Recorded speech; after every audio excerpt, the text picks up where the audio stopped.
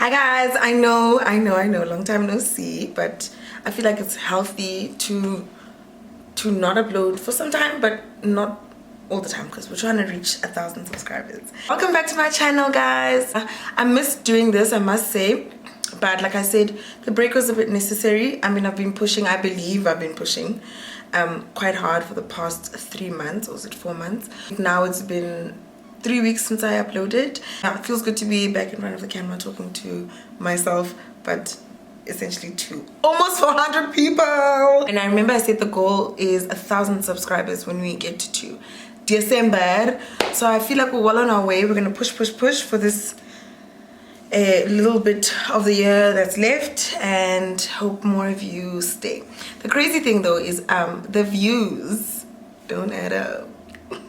So please guys, I want to encourage you highly to click on the subscribe button, because there are a few of you who are watching who are maybe forgetting or just not subscribing on purpose. I don't know why. But please click on that subscribe button so we can get me to 1,000 subscribers, okay? Today I'm having sushi. This is not planned. I'm in a good mood because I'm having me some sushi. Oh my gosh, look at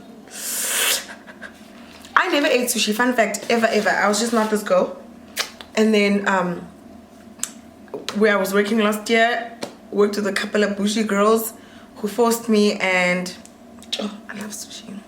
I want to undo my hair because, as you can see, honey, we are due for an undoing. Also, my nails are absolutely nonsense. And my lashes are falling apart.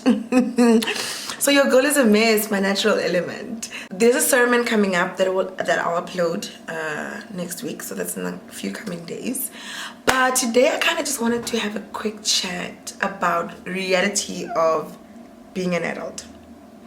But I don't know if anyone else is experiencing this, but I'm just feeling a little bit overwhelmed with the reality of you're an adult and certain things are required from you as an adult.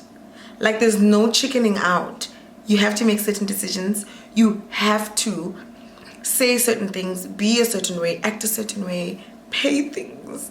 It's like, oh, and then it gets more awkward when you decide to get married, when you decide to have children, like people that are dependent on you for at least 2 decades of their lives. I'm too young for this. Do you understand? So I want to talk about that in this video. So being a newbie in the sushi life, I don't even know what is what. Like, I just know I like all the sushi with sauce. Luna, this is not good for my newly, and I also don't know how to use chopsticks. I don't actually think I've ever learned. I just make sure I hold the sticks in a way that I can pick up my food. I was just driving in Douglasdale and I saw a place, a Chinese restaurant, and I thought, let me go. And that's so adventurous of me. I don't do stuff like that. I am what do they call it? A creature of habit. So if I know of one place that has bomb food, that's where I'm gonna go every day of my life, you know? So this was me trying to be adventurous. Oh, but it's so good. I have no regrets. Oh my God. Now I'm probably gonna be eating from that place for the next 6 months.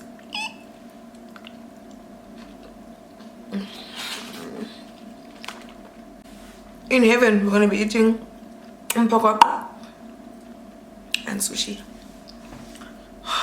I've just decided.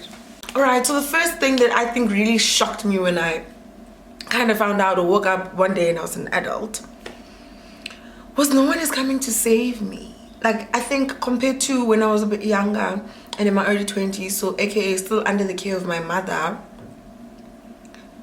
Exactly that. My mother was there to make decisions for me, to guide me, to pay for me, like literally everything. All I had to decide was what I wanted, what I felt like. Yes, I want to study. Oh no, I don't want to study. But everything else is kind of just like in my guardian's hands. Now it's awkward because my actual life is in my own hands and it's up to me whether I mess it up or I make a success of it. And if you think about it, that actually is such a huge mental mind blow, because it's like, oh my goodness, it's up to me where I am in the next 10 years of my life. Like, the decisions I make now affect the next 10 years of my life. So if I'm surrounded by bad apples, so people who corrupt my I don't know, whatever, then problems. If I don't make good decisions in terms of my health now, it's going to affect me in the next 10 years. If I don't make good financial decisions, investments, saving up, buying certain assets, it's going to mess me up or just affect me somehow, negatively or positively, in the future. So that, it's the biggest one, and I think it's why I'm starting with it, because I'm realizing it more and more. I don't know if I'm late or if I'm too early, but like, just in my year of turning 30, it's like, oh my goodness, I'm those old people that I used to see when I was like 17 and 20, and I used to be like, those are adults. Sis ban or put ban. It's me. I'm Sis K. It's so awkward when the girls at church call me Sis K. It's like, I think for me, like, as an adult, it's so important. I think even now, my working out, I was gonna say, it's so important to take care of your mental state, your mind. And my pastor was talking about that, or is doing a series on that, mental health, for the past 2 weeks.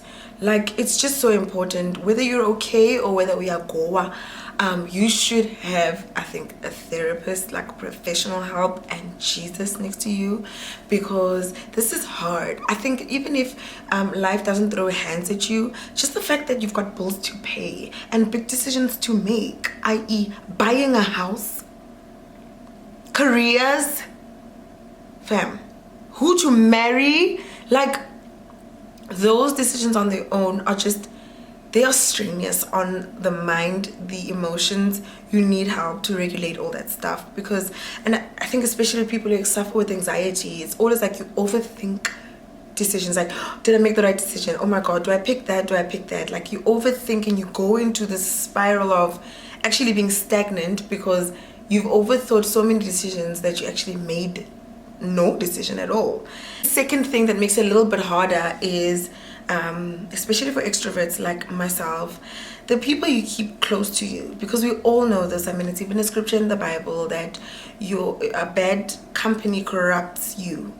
So if you stick around long enough, people that are negative, people that are just going nowhere, have no vision, don't talk about the future, don't talk about improving themselves, making money, being happy, being kind, feeding into the next generation, you'll be exactly what you surround yourself with. And so it's a little bit hard now, coming into your late 20s, into your early 30s, having had certain friends, and when you come to the realization that, oh my gosh, I'm actually trying to lean towards going towards this path, like being a certain kind of person, and you see that the people you've had in your life for so long, who you deem as close friends, aren't on that same path. Like, I'm not saying cut people off, because I don't believe in that, but distancing yourself, not letting them into your spaces anymore, not spending as much time with them anymore, that is such a hard thing to do, because one, it could be interpreted as, oh, uchinchile, oh, she thinks she's better now, and also it's just so hard to have to either find new friends or just navigate your life, your personal space with other people. It's such a hard thing to do, and I never thought, like, you know how you think you've got your friends for the rest of your life. Like, if you're 20 right now, or 24 or something, and you've got certain friends, 5 friends that you can think of right now that are your mates, at least 2 of those are not going to be your closest friends by the time you turn 30. It's the hard truth. I know there's those special cases where you actually have a friend from high school and you guys grew up together, you know, the careers come, the partners come, the money, you know, the success, the parenthood and all that, and you people are blessed to have that. But I know it's not something that always happens. It's like finding a high school sweetheart. Not everyone gets that. So that's why I think I can confidently say your friends that you've got now, if you're like in your early 20s, are definitely not going to be there when you're 30, because chances are you guys are both going to grow up and be different people and just have different aspirations, and that's okay. It doesn't mean you have to cut each other off or hate each other.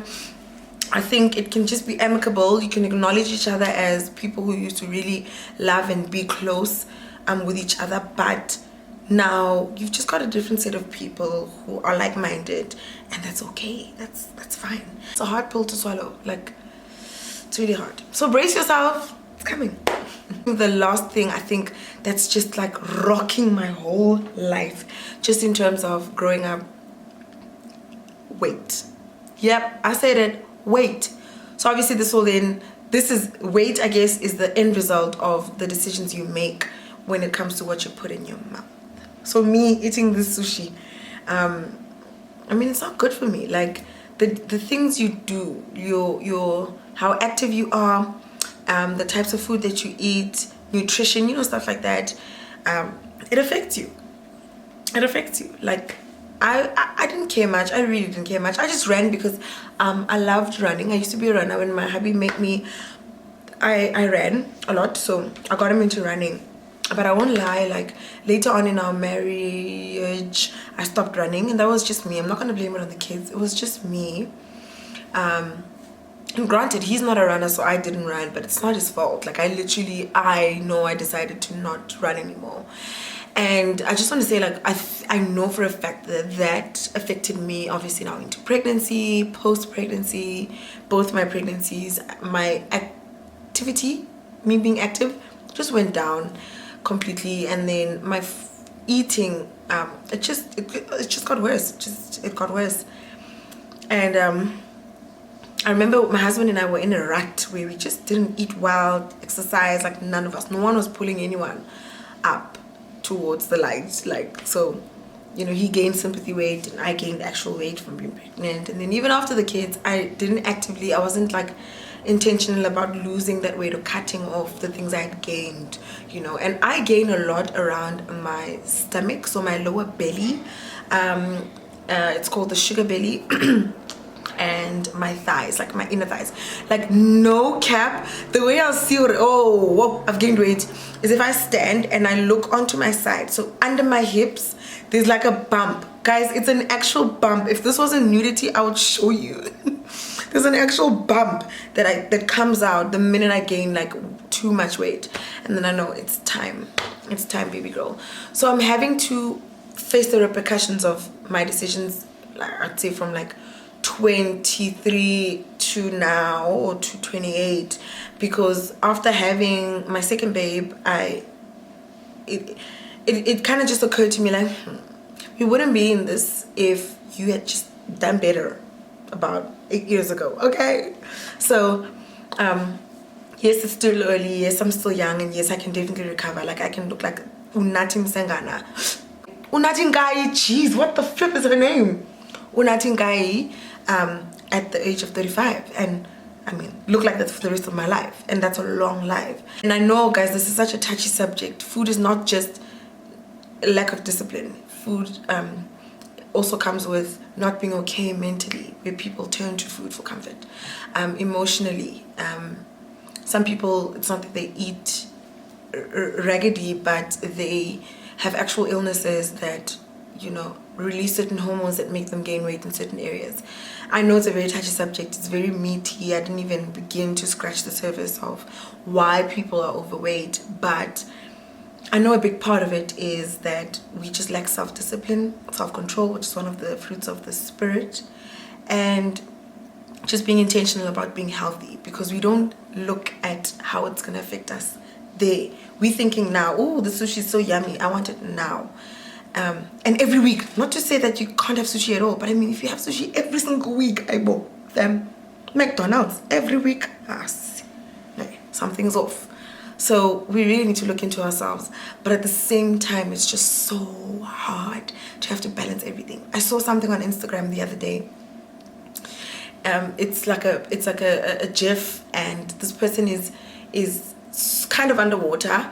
And what's sticking out is like their nose, a little bit of their forehead, barely the mouth, and they kind of like gasping for air. And the title says something like, me trying to keep afloat while trying to, you know, keep up a career, a whole relationship, kids, and just my mental health and my physical health and friendships and being things to people.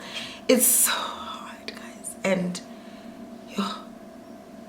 it's really hard. And I know other people handle it better than others. But man, it's difficult. And it's something we can't run away from, but I think acknowledging it is a good start. So big hug to all my adults out there. You need it. Let's keep each other strong. Let's be kind to one another.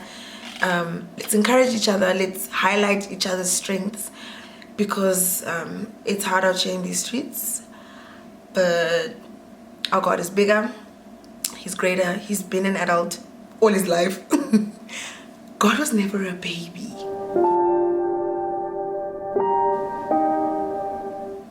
So he's like the OG adult. He can coach you. He's a everything, co-parent.